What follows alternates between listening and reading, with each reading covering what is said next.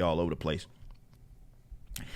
Everything that exists in entertainment needs a replacement. Every single thing, it needs an alternative. Let's be more accurate in the way that we put it. And what I mean by that is there's a lot of ways that things are done, and nobody understands why. Everybody just does it. And a lot of it's fake. A lot of it's smoke and mirrors. There was a story that came out not too long ago. You heard me, or you saw me talking about this on Twitter, where April Henry talked about this antitrust trial that was going on right now between Penguin Random House, one of the biggest publishers, and SNS. And it was revealed that out of 58,000 trade titles published per year, half of these titles sell fewer than 12 books. And there were some people that tried to kind of go through that and say, well, that's not actually the case. Yes, it is the case. That's just, let's say this. Yeah, there may be some sales that aren't included there. There are some digital stuff. There was some looking closer at those numbers. Like sometimes they include books that came out years ago, right? And obviously you're not going to sell that year that it came out. You could be a bestseller 10 years ago, and then you're not going to sell that many copies this year of that same book. But a lot of it is just they're not doing well. That's the conclusion. So whether it's a dozen or whether it's even 2,000, that's still not good in terms of these major publishers choosing certain things that, of course, they publish. And a lot of them are duds. Nobody's buying them. So I said, and I responded to this, and I was like, yeah, man, it's always been smoke and mirrors, maybe even some money laundering. Definitely when you enter public like libraries and taxpayer dollars that go to fund and subsidize a lot of this stuff, especially when politicians and stuff buy former politicians or stuff like that. They do books, right? Children's books and stuff like that. You go to certain spots and you see libraries or whatever, and you see how many of them are being pushed. And it's like, what? And nobody's actually interested in this work. This isn't something that, let's say, a customer would want to pay for the most part. Like paying customers, these are more so like a help me out type stuff. And look, it happens, right? It happens. And it's been that way for a very long time because there's this odd, bizarre kind of system, right, that exists where we just accept it as a reality. And I think this is partially why we got so much pushback with the Rippaverse initially, because it shows that there's some fundamental flaw. I remember right before we had came out, or when I officially announced that it was going to be a thing, and I was going to be working on it, the amount of folks that were weirdos that would say that, hey, you'll never do this, you shouldn't do it this way, why do you do it this way, blah, blah, blah. And a lot of that was, it's less about job protection and more about optics, right? And protecting what seems to be legitimate. This is why often you see that so many people that try to detach themselves from, let's say, the traditional publishing space do their own thing, and they don't see nearly as much success, which some of that's expected when you're dealing with these long-standing IPs like with comic books that have been around forever. However, but it says that a lot of these people don't really draw, and there's not really that much interest in their product. There's other things that we can point to that kind of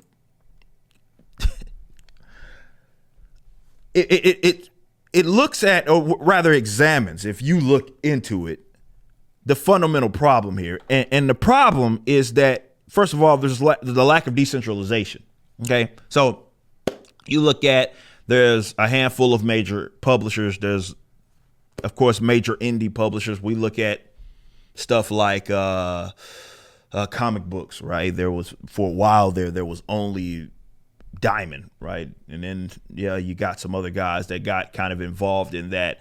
But for the most part, even still right now, Diamond has exclusive rights to even Image, as well as, from a distribution standpoint, as well as, who else? Boom Studios has that as well.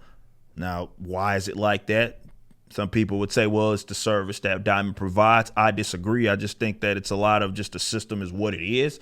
And that benefits them, because if these companies were asked to stay on their own, stand on their own and do their own distribution, I think we'd see some number. And even the numbers you look at with comic books, I have to kind of personalize this, is smoke and mirrors anyway, because nobody actually knows how much Marvel sells. Nobody knows how much DC sells or Image or anything like that. What they only know is how much the distributor or retailers bought from the distributor, who then bought from Marvel, or who first bought from Marvel or DC or Image or whatever. That's all that they know. Right. There's no true way. It's not like this is funny why people, they're questioning his numbers. Like, his numbers are public, but nobody's verifying them. It's like, well, nobody's verifying Marvel's numbers either. They don't tell you how much they sell. Those numbers that you get from Comic-Con are guesses. The estimations based upon how much the retailers, for the most part, bought from Diamond. Nobody knows how many actually ended up in the hands of customers. Those bitches can rot on the shelf.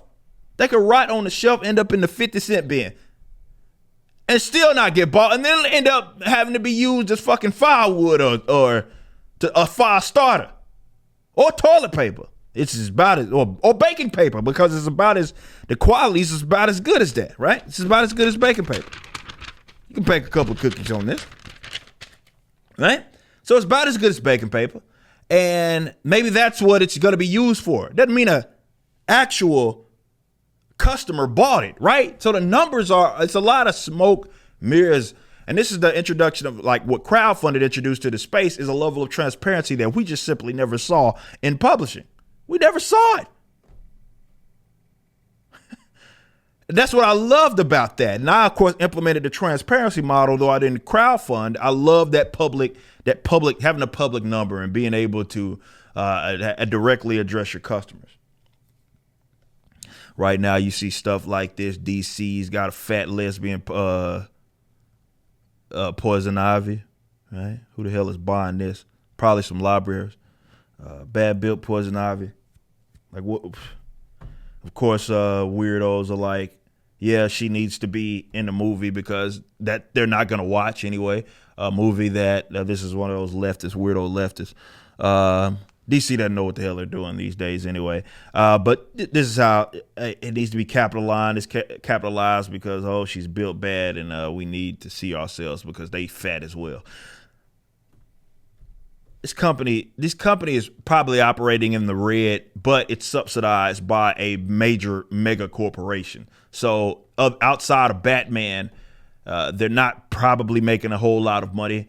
Anyway, and then you get the coercion kind of, I don't want to say, it's more extortive than anything, with the whole, hey, buy 50 of our comics and get this special variant that you could sell to retailers and stuff. It's like, it's really grimy how it works. But this goes to show, at least to me, why exactly that we need a alternative to everything. And that's what I hope people get from the Riververse. The haters, I can't stop them. Okay, like, those guys are going to nitpick everything it is that I do. There's nothing that I can possibly do will satisfy a hater. Their job is to simply hate, right? So make fun of them, monetize them. That's the best thing that you can do. But I did this post, and this is a reminder for all of you guys out there. And remember, I'm keeping it to publishing because that's personal to me and what it is that I'm doing. But this applies to a lot of different, especially entertainment, like industries, let's say that. And I talked about this right here because in the age of decentralization, which is, I think, the age that we're going to enter into, the audience you cultivate, this is what I said, the audience you cultivate is so vital to the success of a product you're putting up for purchase. Again, you don't need to have the biggest audience. Having an inorganic, flaky audience that's massive is risky. Think of like what a lot of mega corporations have. Having a smaller audience that is actually interested is key. And I'll follow that up with social media has gotten so many people tricked into believing that views, likes, and retweets equal sales. And by now, you should know that simply is not always the case. Being as authentic as possible is something that costs you nothing, but can get you an honest following. And to kind of expand on what I'm talking about is, you look at something like the Rippaverse and the amount of success that we saw initially. There are people that have done comic books that have, there's one in particular, I can't remember that guy's name. he has a massive following on YouTube, like over 1 million subscribers. He did his own comic, and to my knowledge, it was okay, but he didn't sell nearly to what we sell. That's because oftentimes the audience that you build up is not necessarily an audience of willing paying customers. Having a big audience and having an audience that pays are two completely different things. Sometimes it can be niche. Sometimes it doesn't have to be, but you don't need that mega massive audience to turn them into paying willing customers. You just have to have an audience that rocks with you, and of course then rocks with the product. Now, I think in my case, what helped me out a lot is, yeah, I built a decent sized following, but I've been honest in doing it, right? This YouTube acted as a hub of everything me. So people came here for music, some people came here for politics, but perhaps the most important, a lot of people came here for the comic book commentary, right? So they're buying a product from a person that knows this industry, right? Especially from a customer's perspective. So they, of course, I built this rapport. This is not my first creative project at all, when you consider the bands that I've been in previously and the writing projects that I've been a part of.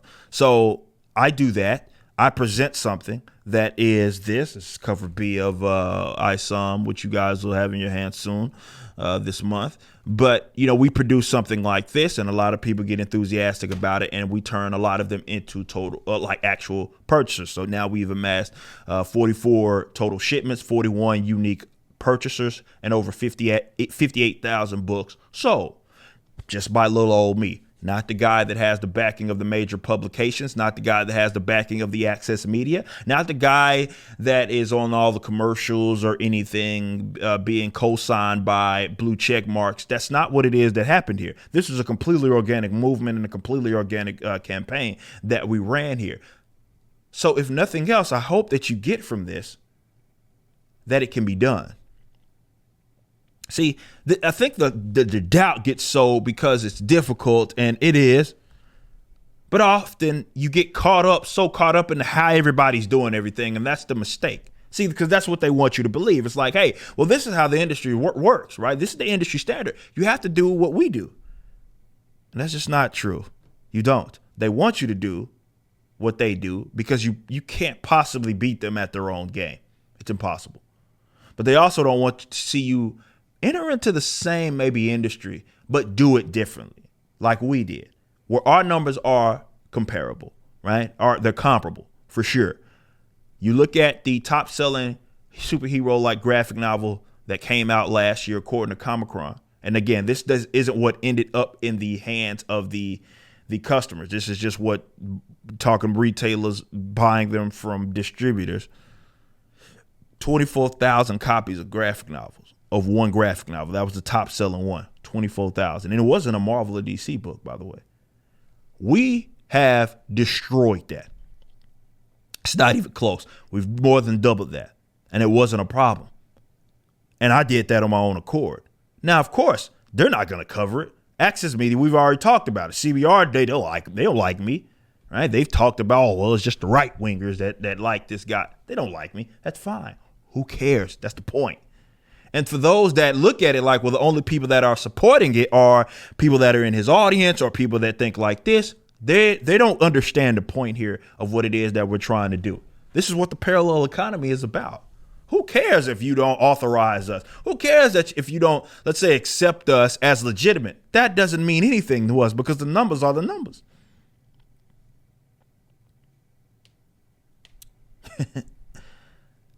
I want people to get out there and be great. In their own individual capacity. There's a lot of money to be made out here. There's a lot of competing that needs to be done. But there is not a thing in this industry that needs to be upended. It's content. I just showed you fat poison ivy. So it's a content issue, right? It's not just a content issue. Publishing makes no sense in how it's done. The distribution market is all jacked up. We need alternatives everywhere. Not one way to do things. Multiple ways to do things, and whatever works for that businessman or businesswoman or business owners group works for them. We don't need a one size fits all. And I think that's what brings this thing back to where more people are getting in on the action. It's as capitalist as it gets. The day of the mega corporation is over with, but more people are able to reap the benefits from their art is once people get wind of that. But we got work to do. Yo, I appreciate you as always. And if you're into comics or want to get into them, go visit Rippaverse.com, where you can check out my own comic book company, Rippaverse Publishing. Our first book, ISOM #1, is currently up for pre-order right now. You can also check out the company trailer and the ISOM campaign trailer so that you can make an informed purchase. We've cleared over $3.3 million in sales, and many of our supporters are viewers just like yourselves. And because of that, I have to thank you all personally. I do appreciate you. I can't wait for you to learn more about ISOM himself and already fan favorite Yaira. We ship internationally, so no matter what side of the globe you're on, we'd love to have you as a customer. Much love and big thanks.